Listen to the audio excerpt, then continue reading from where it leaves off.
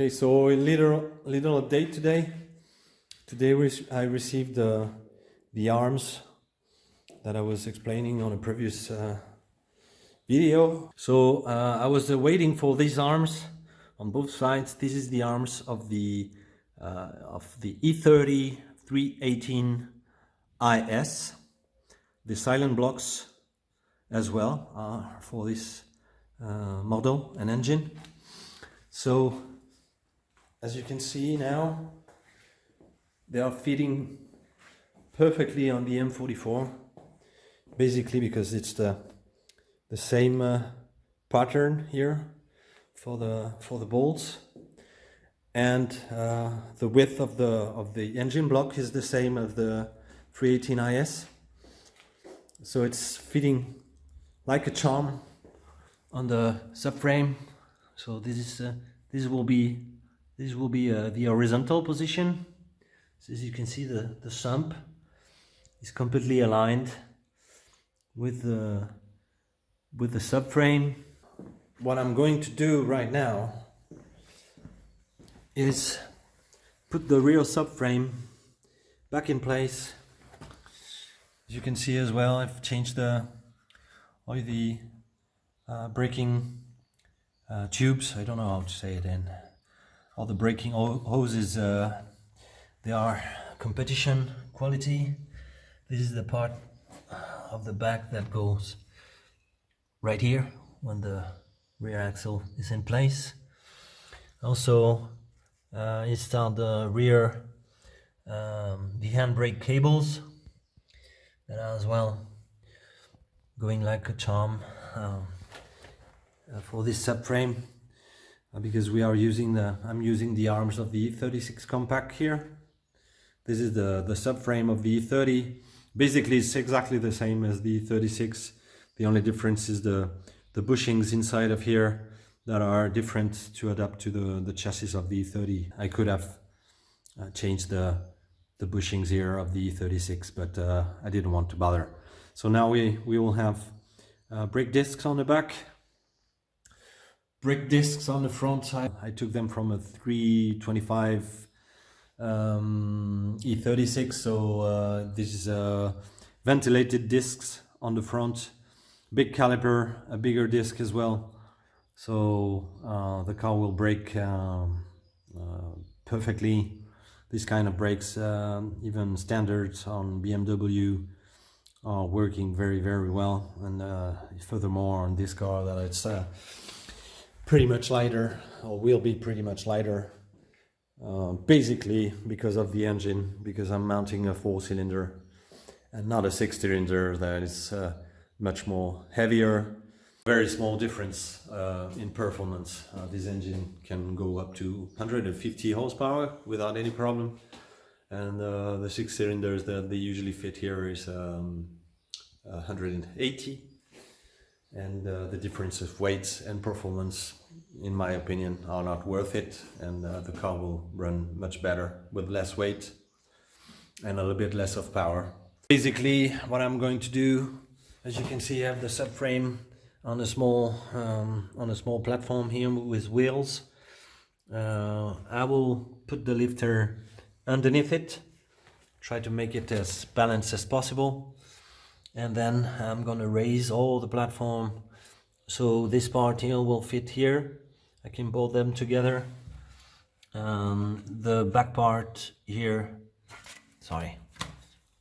the back part here will fit inside this long axle, and we have the same, exactly the same here.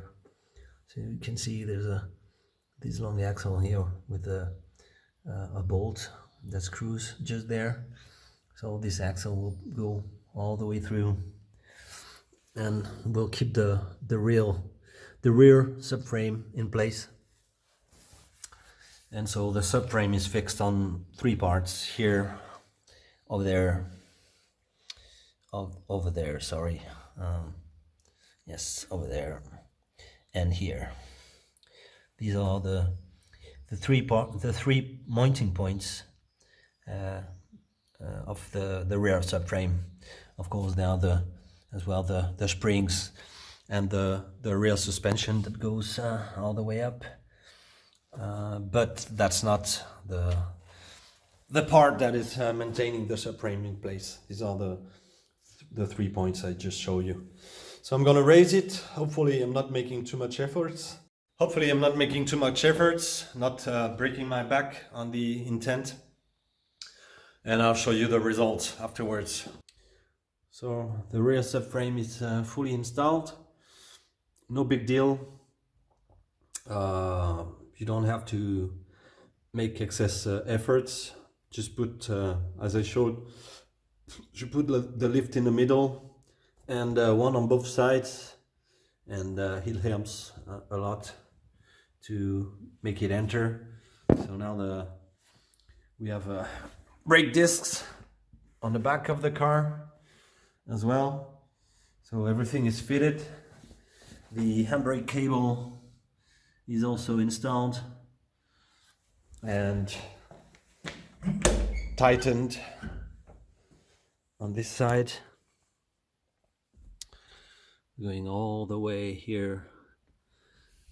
The other one is not made already.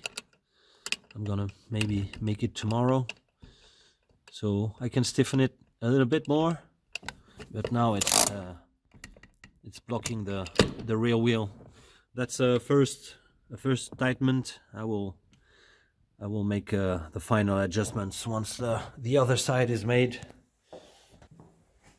The gearbox is ready and cleaned, ready to be fitted on the engine. As you see, I've cleaned up the engine the last time I came because it was full of grease, old grease. Now it's completely clean. These are, I don't know, maybe they tried to paint it. I removed as much as I could, but also I removed the AC pump, the AC belt.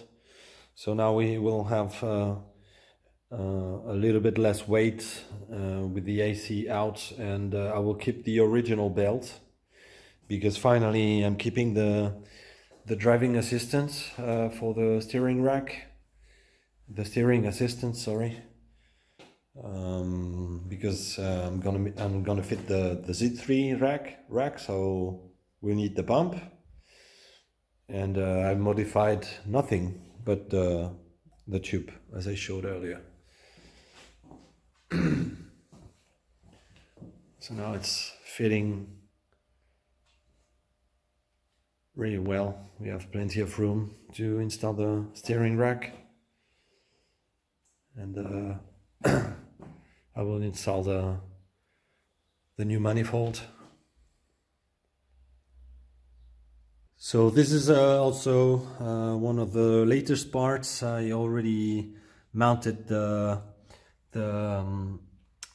springs and the upper part of the e30, because otherwise you need to make new holes here in it. So you need to take the upper part of the suspension of the e30 and put it on the e36 suspensions.